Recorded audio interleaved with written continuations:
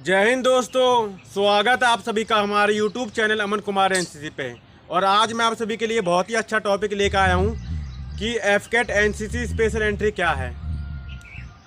और इस वीडियो में आप सभी को बहुत ही आसान भाषा में समझाने वाला हूँ कि एफकेट क्या है और एफकेट एनसीसी स्पेशल एंट्री क्या है। तो सबसे पहले हम बात कर लेते हैं कि एफकेट क्या है।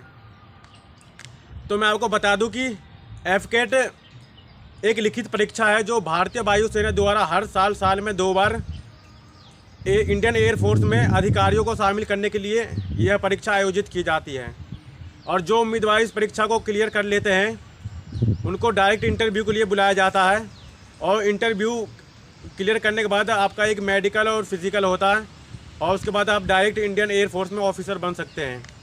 Ground duty branch, ground technical branch और इंडियन एयरफोर्स फ्लाइंग ब्रांच में। तो ये बात तो आपको समझ में आ गया होगा कि एफकेट क्या है। अब बात कर लेते हैं कि एफकेट एनसीसी स्पेशल एंट्री क्या है।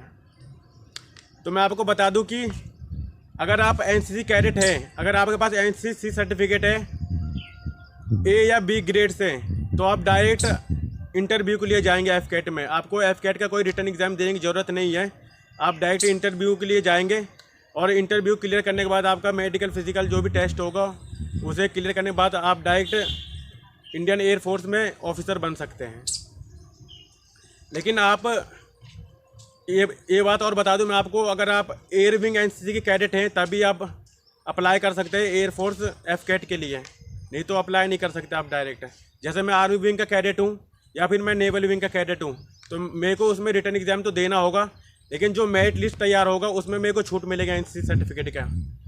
अगर मैं एयर विंग एनसीसी कैडेट नहीं हूँ तो मुझे रिटर्न तो एग्ज़ाम देना तो होगा, लेकिन छूट मिलेगा, लेकिन बहुत ही कम मिलेगा।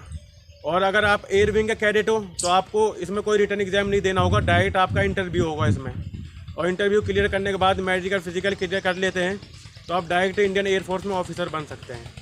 तो ये बात तो आपको समझ में आ गया होगा कि एनसीसी स्पेशल एंट्री क्या है और एफकेट क्या है।